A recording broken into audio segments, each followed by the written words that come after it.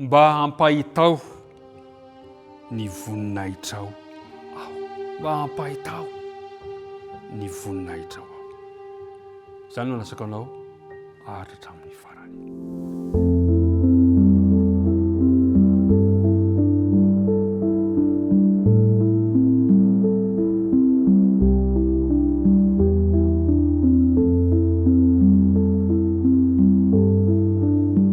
Ampifaliana mandrakariva ary mpiara-mianatra namana isany, mpiara-midinika rehetra no anolorako anao indray ny arahaba amin'ny anaran'i Jesosy.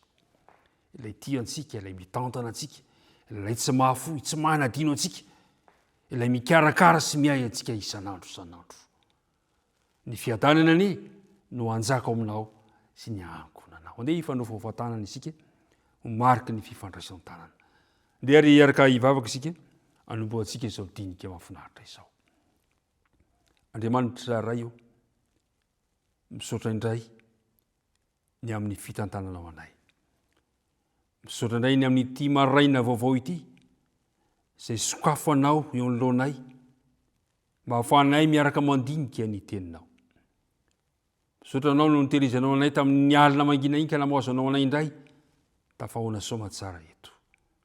Ray io, mahatsapa ny zay na dia eo aza fitantanana izany, dia mahatsapa ny fahotana vitanay izay, koa mangataka izay, mamela tompony elokay ary manadiovanay.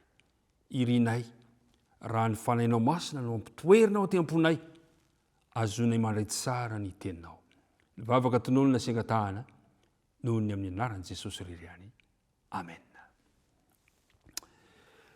Amin'ny Exodosy 4:7 ka ny 5 sy ny 7 hatrany, ilay 9 tao tadidina izay manao hoe ary Jehova nandalo teo eny an-treny ka nanao hoe ka niantso hoe Jehova, Jehova Andriamanitra mamindra fo sy miantra, maro-po sy be famindram-po sy fahamarinana, mitahiry famindram-po amin'ny olona arivo mandimby, mamela eloka sy fahadisoana ary fahotana kanefa tsy mety manamarina ny meloka, fa mamaly ny eloko ny ray hatramin'ny zanaka sy ny zafy, hatramin'ny zafy afy ary ny zafy ny toalika.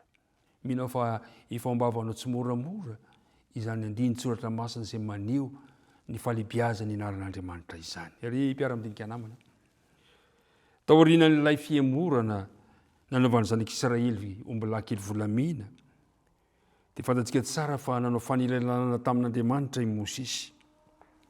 Ary naniry ny azo antoka Mosesy fa mbola azony ataovy ny hitarika reto vahoaka reto ho an'ilay tany nampanantenaina. Ny rindrindra ny mahalala be kokoa an'Andriamanitra.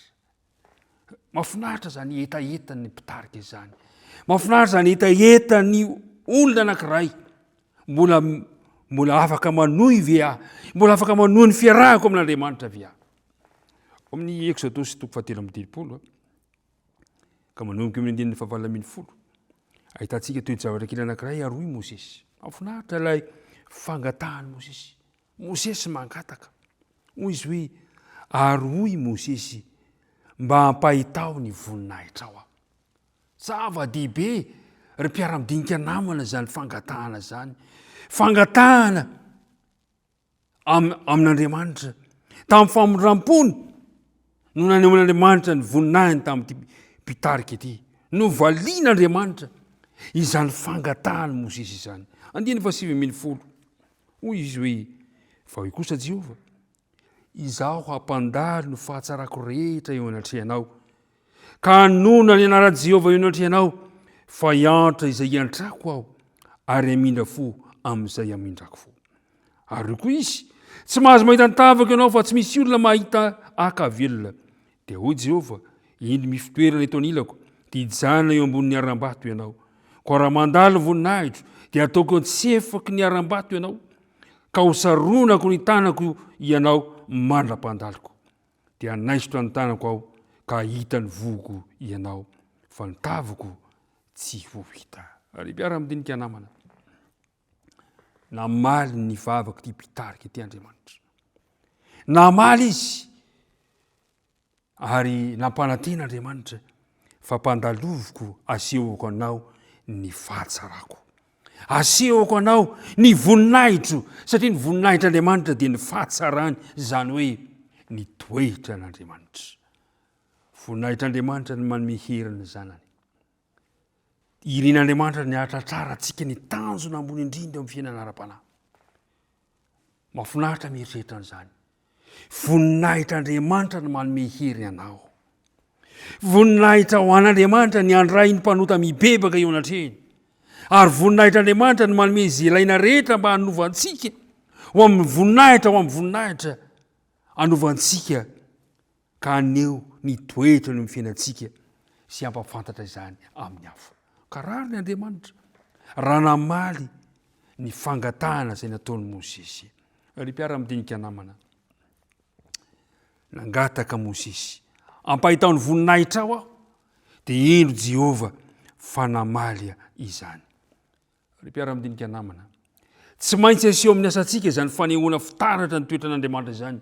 Tsy maintsy aseho antsika amin'ny fiainantsika ny fahatsaran'Andriamanitra, ny fahalemem-panahiny, ny fitiavany. Mila asehontsika amin'ny fiainantsika fa fitiavana Andriamanitra. Ary izay no nambarany Paoly eo amin'ny Korintianina voalohany 4:4-5. Korintianina voalohany 4:4-5 izay manao hoe: fa ataoko fa fanasehon'Andriamanitra ho farahidina izay apôstôly, toy izay vao aheliko vonoana, fa izay dia natao fizahana zao rehetra izao na anjely na olona. Ry mpiara-midinika namana, dia fa manara-maso antsika izao tontolo izao. Manara-maso antsika ny tsirairay avy. Koa satria manara-maso manara-maso anao ny olona, manara-maso ny zanany ny olona tsirairay avy. Aoka raseho antsika eo amin'ny fiainantsika ny fahatsaran'Andriamanitra. Ary izay nahatonga ny Paoly ilaza amin'ny bokin'ny Romanina 2:4-4, Romanina 2:4 manao hoe: hoy izy hoe, ny faharipon'Andriamanitra dia mitaona anao hibebaka. Ny faharipon'Andriamanitra dia mitaona anao hibebaka. Zany hoe ny fahatsaran'Andriamanitra sy ny toetra no mandresy lahatra ny olona anankiray amin'ny fahotana izy ireo ka mila ny famonjen'Andriamanitra izy. Ry mpiara-midinika namana, mahafinaritra fa nasehon'Andriamanitra teo amin'ny fijaliana ny fahatsarany. Nasehon'Andriamanitra teo amin'ny fijaliana ny haben'ny voninahiny. Ka raha mijery an'izany isika dia matsapa ny fitiavany satria tiany isika, ary zany teo amin'ny fijaliana no ahafahany mamonjy ny tsirairay avy. Ko androany dia manaovako fanandramana tahaka ny Mosesy. Andriamanitra mba hampahitao ny voninahitra aho androany. Iriko mba ho asehon'Andriamanitra amiko sy aminao ao amin'ny tokantrano misy atsika, eo amin'ny asa aman-drarahanao, eo amin'ny fiainana andavanandronao, ny fahatsaran'Andriamanitra ka asehonao ampiara-pelona izany rehetrarehetra izany. Tompony no hanampy antsika ny amin'izany. Hivavaka isika ary tompoko. Andriamanitra ray io, irina ihany koa mba hivoaka ty ambavanay izany fangatahana nataon'ny Mosesy izany.